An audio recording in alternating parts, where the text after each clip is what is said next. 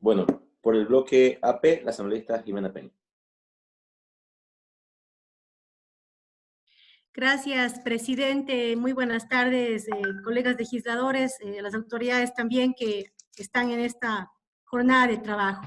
Quiero iniciar mi intervención saludando a todos los ecuatorianos y ecuatorianas dentro y fuera del país y mandando un abrazo especial a aquellos compatriotas que se encuentran enfermos, a las familias que hoy se encuentran llorando la pérdida de un ser querido, a los padres y a las madres que en este momento se encuentran angustiados porque no saben cómo llevar un pedazo de pan a sus hogares. Ministro, según el estudio elaborado por la CEPAL Coyuntura, escenarios y proyecciones hacia 2030, ante la presente crisis de la COVID-19, nos enfrentamos a una crisis sanitaria y humanitaria en un contexto económico y adverso. A diferencia de la crisis financiera del 2008, esta es una crisis de personas, de salud y bienestar. La salida de la crisis entonces dependerá, de acuerdo a la CEPAL, de la fortaleza económica de cada país. Por lo tanto, dadas las asimetrías entre los países desarrollados y en desarrollo, el papel de la ONU, del FMI y del Banco Mundial serán esenciales para garantizar el acceso al financiamiento, sostener el gasto social y mantener la actividad económica con medidas innovadoras. Y es precisamente, ministro, de que mi intervención será basada en esas ideas innovadoras, out of the box, como se dice en inglés, para paliar este tema. Hasta ahora lo que está en el debate público central son los aportes de los ciudadanos y de las empresas. Es decir, aportes que tendremos que dar los ciudadanos de a pie. No podemos cargar, sin embargo, todo el peso de la crisis a la clase trabajadora, a los funcionarios públicos, a los aportes de los privados. Creo que es fundamental entonces analizar a profundidad qué es lo que está pasando con este discurso y cuál va a ser el impacto que va a tener esto en toda la actividad económica. Hablamos de la reducción de salarios de funcionarios públicos. Como usted bien ha mencionado, las medidas que se tomen deben tratar de garantizar la calidad de vida de los ecuatorianos. Y ahí precisamente, ministro y autoridades, pensemos en cuál es el impacto que tiene la disminución de los salarios precisamente en las familias de esos trabajadores. ¿Pensamos acaso que esta reducción de salarios no va a tener un impacto, por ejemplo, en las pensiones alimenticias? ¿O pensamos que un trabajador que recibe ahora un porcentaje menor a su salario va a poder mantener estas pensiones alimenticias? Es decir, estas medidas generan una cadena de retrocesos, de regresiones. Por ejemplo, niños y niñas que probablemente vean la calidad de vida, de sus hogares afectadas precisamente por esta disminución de salarios. Sin embargo, hablamos de disminuciones de salarios, pero todas las obligaciones se mantienen. El pago de la renta, el pago de la pensión de las escuelas, las obligaciones a las instituciones financieras, por supuesto que se van a mantener. Es decir, ministro, necesitamos entonces profundizar el debate a propuestas que vayan encaminadas a focalizar más estas soluciones para paliar la crisis que tenemos. Precisamente, creo que el debate va entonces, ¿quiénes deben contribuir? Si no son solamente los trabajadores, si no es la clase media, ¿a quién debemos pedirle contribución o generosidad? Probablemente los sectores progresistas y de izquierda, digamos, bueno, que contribuyen los que más tienen. Probablemente el sector conservador y de derecha dirá, todos menos del sector empresarial, porque alguien tendrá que generar en este país la productividad y el empleo.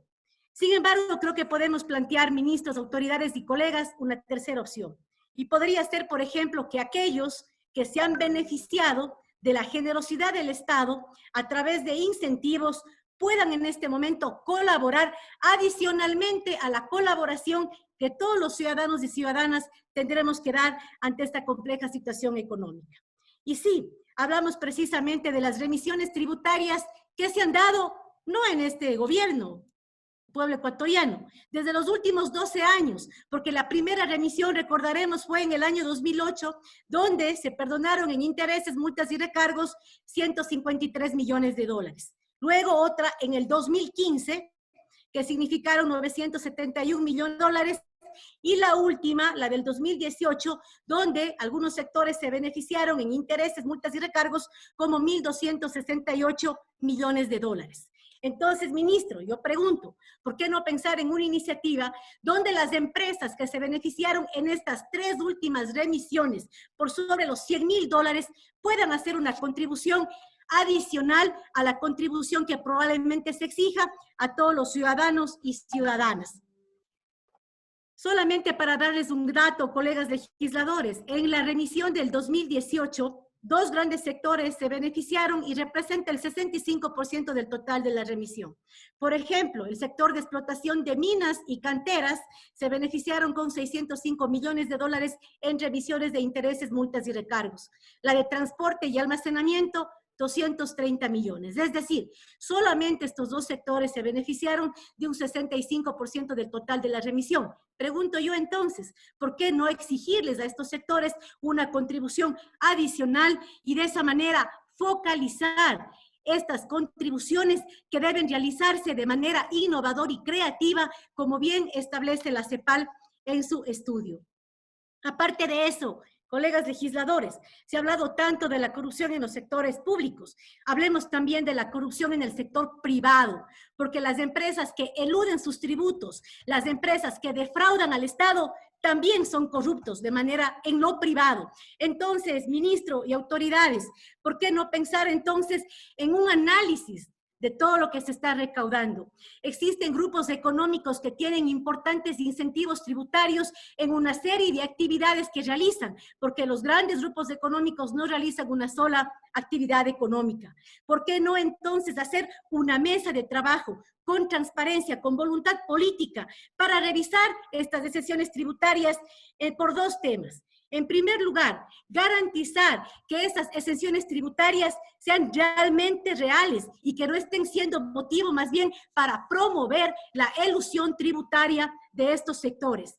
Y en segundo lugar, revisar esas exenciones tributarias, colegas legisladores de autoridades, porque nosotros, esta asamblea, aprobó ciertas exenciones tributarias para el sector privado, con la esperanza y el compromiso de que esos sectores privados iban a generar empleo, plazas de trabajo. Yo pregunto, colegas legisladores, después de todo el esfuerzo que ha hecho el Estado en el ámbito fiscal para promover la productividad, esas empresas, ¿cuántas plazas de trabajo realmente crearon en los últimos años?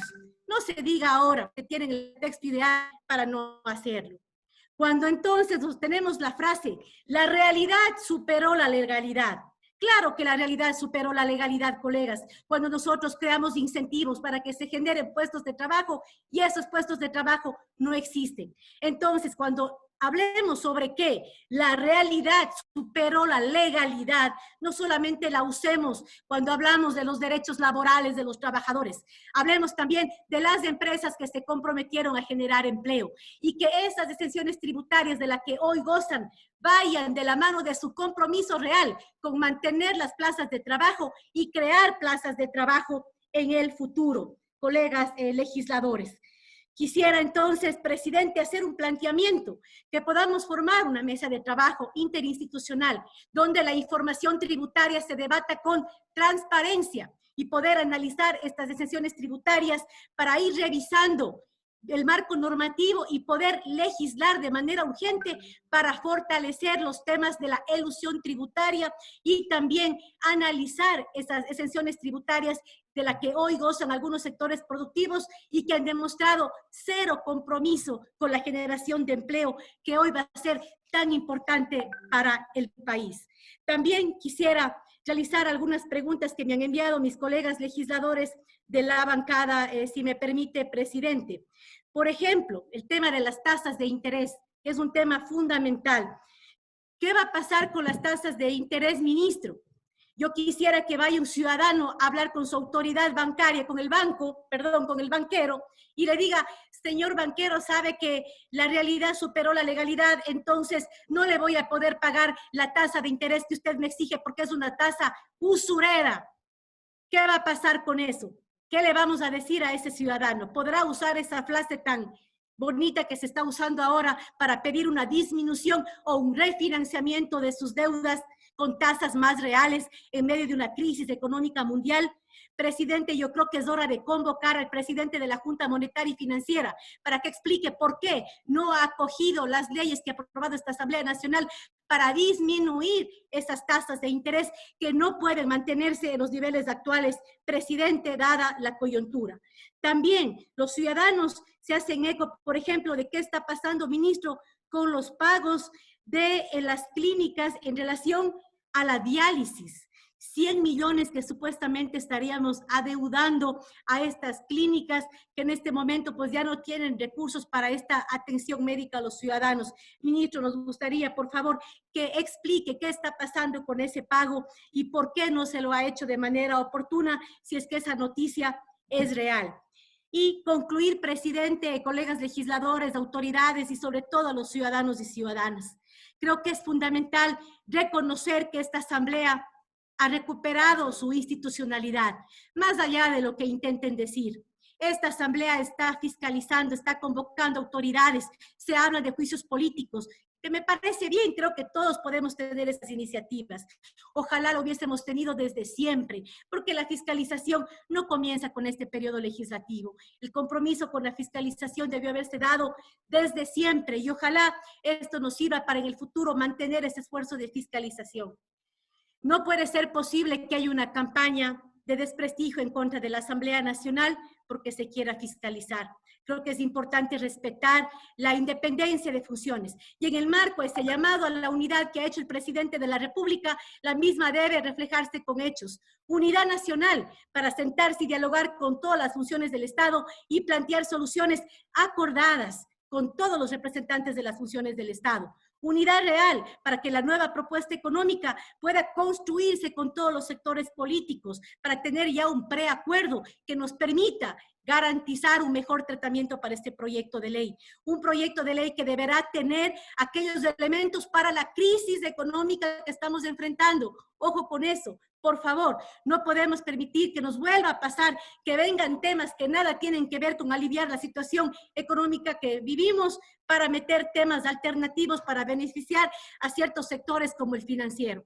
Creo que es fundamental entonces mantener estas líneas de trabajo y he llamado siempre, ministro, nosotros como bancada oficialista queremos apoyar, pero es fundamental que ese apoyo se dé también de parte de ustedes. No podemos apoyar los sectores políticos si no tenemos un diálogo franco y real que nos permita encontrar soluciones colectivas a problemas colectivos. Gracias, presidente y colegas legisladores.